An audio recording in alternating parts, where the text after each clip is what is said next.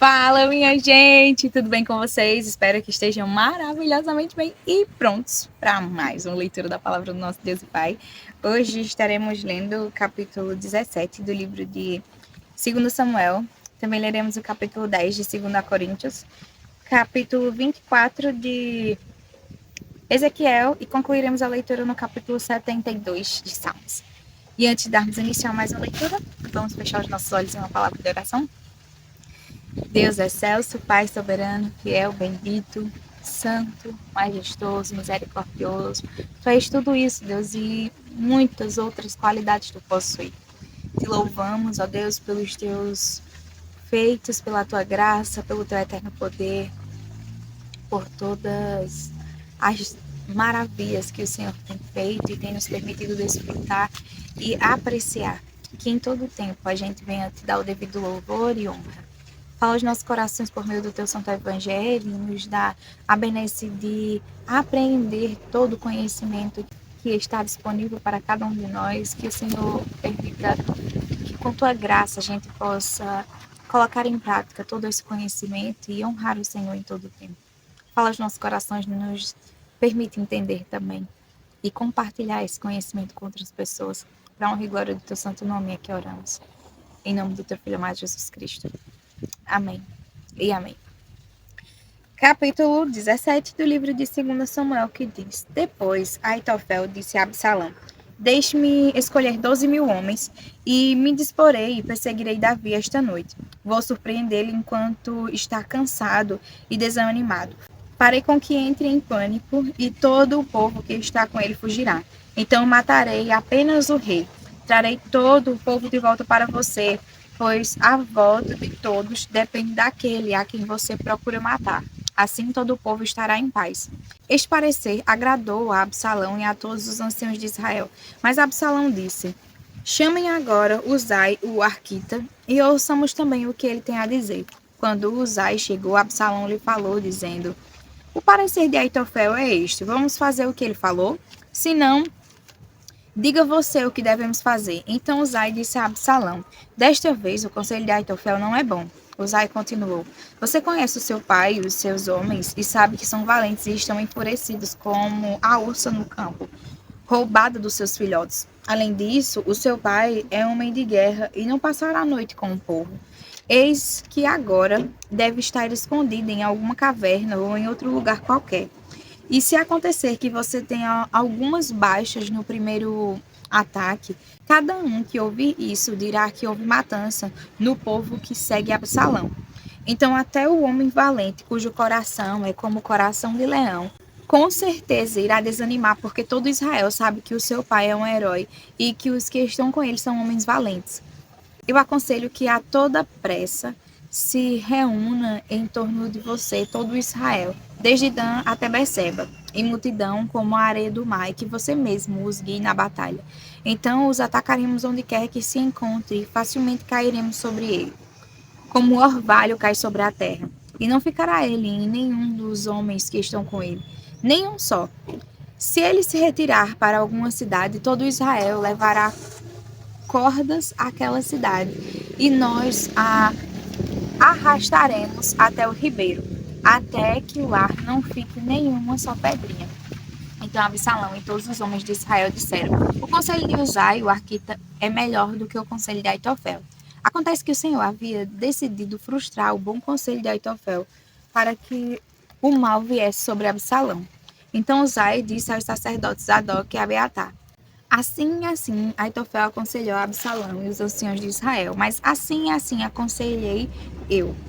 Agora, pois, mandem depressa a seguinte mensagem a Davi: Não passe esta noite nos vales do deserto, mas atravesse logo o rio, para que não seja destruído o rei e todo o povo que com ele está.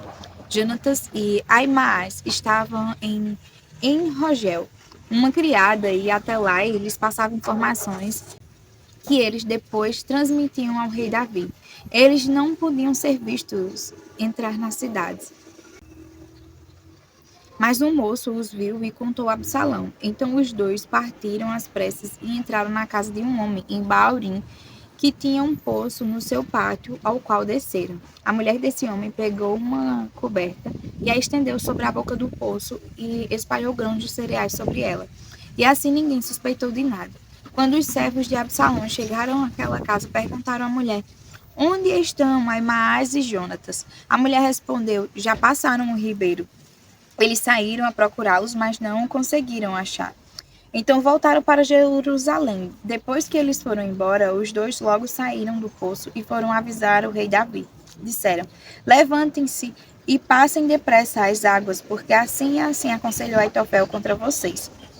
Então Davi e todo o povo que estava com ele se levantaram e passaram o Jordão. Quando amanheceu, não havia um só que não tivesse passado o Jordão. Quando Aitofel viu que o seu conselho não tinha sido seguido, preparou o jumento e foi para casa, na cidade em que morava. Pôs em ordem os seus negócios e se enforcou. Morreu e foi sepultado na sepultura do seu pai. Davi chegou a Manaim. Absalão, tendo passado o Jordão com todos os homens de Israel, colocou Amasa no comando do exército, em lugar de Joabe. Amasa era filho de certo homem chamado Itra, o ismaelita, que era casado com Abigail, filha de Naás e irmã de Zeruia, a mãe de Joabe. E assim o povo de Israel e Absalão acamparam na terra de Gileade. Quando Davi chegou a Manaim, Sobe, filho de Naás, de Rabar, dos filhos de Amon, e Maquir, filho de Amiel, e Lodebar, e Barzilai, o gileadita de Rogleim, trouxeram camas, bacias e vasilhas de barro, além de trigo, cevada, farinha, grãos torrados, farva e lentilhas. Também mel, coalhada, ovelhas e queijos de leite de vaca. Levaram isso a Davi e ao povo que estava com ele, para que comessem, porque disseram: Este povo no deserto está faminto, cansado e sedento. Capítulo 10 do livro de 2 Coríntios.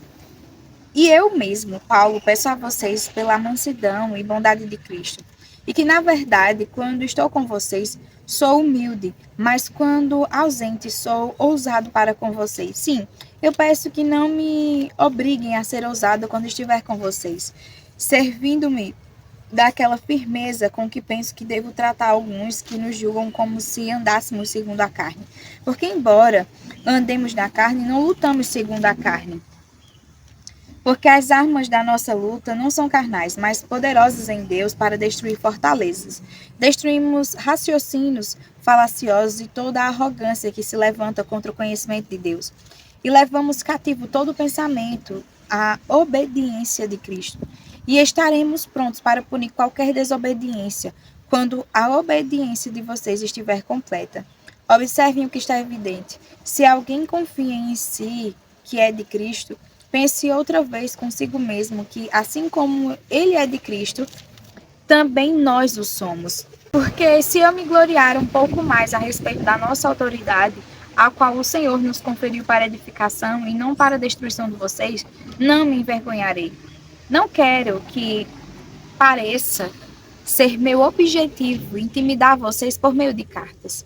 Alguns dizem as cartas são graves e fortes, mas a presença pessoal dele é fraca e a sua palavra é desprezível.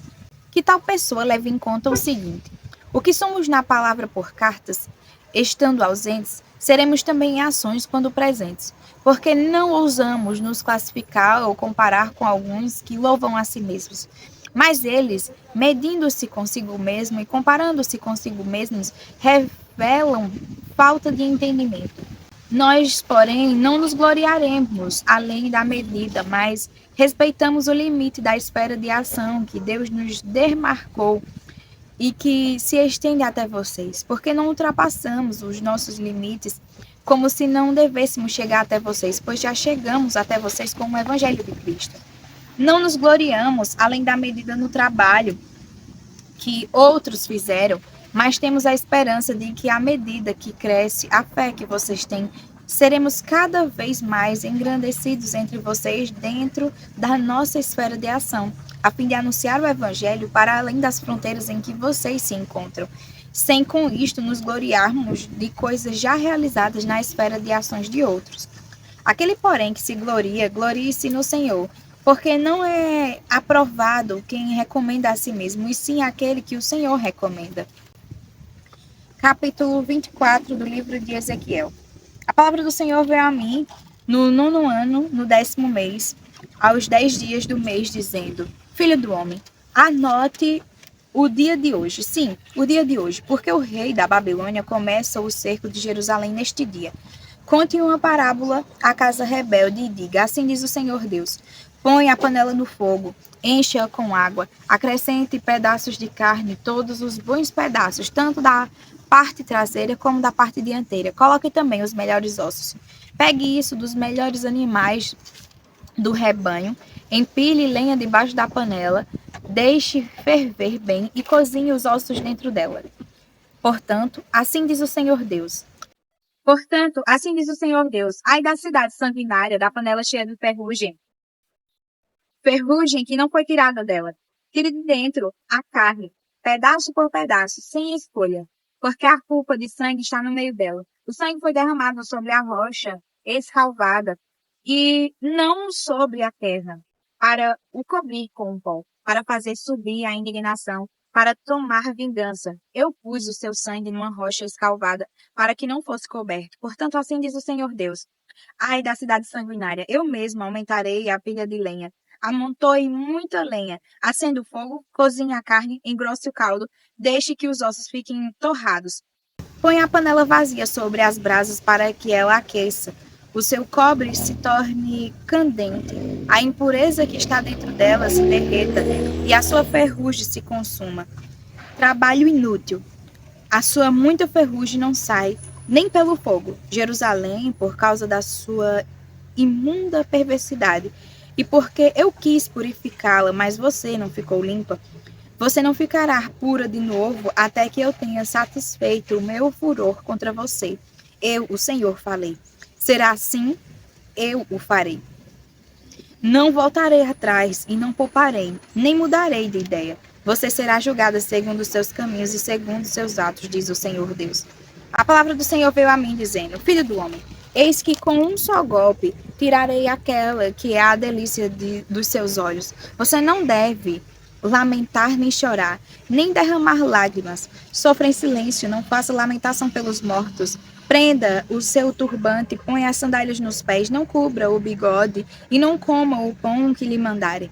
Falei ao povo pela manhã e à tarde a minha mulher morreu. Na manhã seguinte fiz como me havia sido ordenado. Então o povo me perguntou: Você não vai nos explicar o que significa para nós isso que você está fazendo? Eu respondi, e a palavra do Senhor veio a mim, dizendo: Diga à casa de Israel, assim diz o Senhor Deus: Eis que profanarei o meu santuário do qual vocês tanto se orgulham, que é a delícia dos seus olhos e o desejo do seu coração.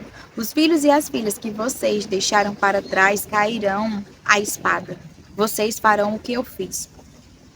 Não cobrirão o bigode, nem comerão o pão que lhes mandarem. Manterão o turbante na cabeça e as sandálias nos pés. Não irão lamentar nem chorar, mas serão consumidos nas suas maldades e gemerão uns pelos outros. Assim, Ezequiel será um sinal para vocês. Tudo o que ele fez, vocês também farão. Quando isso acontecer, vocês saberão que eu sou o Senhor Deus. Filho do homem, no dia em que eu lhes tirar o objeto do seu orgulho, a sua alegria e a sua glória, a delícia dos seus olhos e o desejo do seu coração, bem como os seus filhos e as suas filhas, nesse dia um sobrevivente virá falar com você para lhe dar a notícia. Nesse dia você poderá abrir a sua boca para falar com aquele sobrevivente. Você falará e não mais ficará mudo. Assim você será um sinal para eles e eles saberão que eu sou o Senhor. Capítulo 72 do livro de Salmos. Concede ao rei, ó Deus, os teus juízos e a tua justiça ao filho do rei, que ele julgue o teu povo com justiça e os teus aflitos com retidão. Os montes trarão paz ao povo, também as colinas atrarão com justiça. Que o rei julgue os aflitos do povo, salve os filhos dos necessitados e esmague o opressor. Ele permanecerá enquanto existir o sol, enquanto durar a lua, através das gerações. Seja ele como chuva que desce sobre a campina ceifada, como aguaceiro que regam a terra. Que em seus dias floresçam os justos e haja abundância de paz, até que cesse de haver lua. Domine ele de mar a mar, e desde o rio até os confins da terra, curvem-se diante dele os habitantes do deserto, e os seus inimigos lambam o pó. Que os reis de Tarsis e das ilhas lhe paguem tributo. Os reis de Sabá e de Sebá lhe ofereçam presentes, e todos os reis se prostrem diante dele, todas as nações o sirvam. Porque ele livra os necessitados que pedem socorro e também os aflitos, e aqueles que não têm quem os ajude. Ele se compadece dos fracos e dos necessitados e salva a alma dos que precisam de auxílio. Ele os redime da opressão e da violência, e precioso lhe é o sangue deles. Viva o rei! E que lhe deem ouro de Sabá.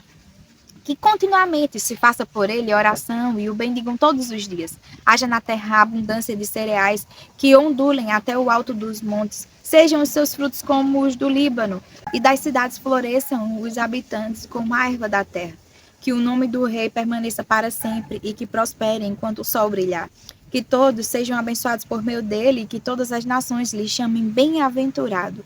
Bendito seja o Senhor Deus, o Deus de Israel, o único que faz maravilhas. Bendito para sempre o seu glorioso nome, e da sua glória se encha toda a terra. Amém e amém. Aqui terminam as orações de Davi, filho de Jessé. Amém. Até amanhã para mais uma leitura da palavra do Senhor. Fiquem com Deus.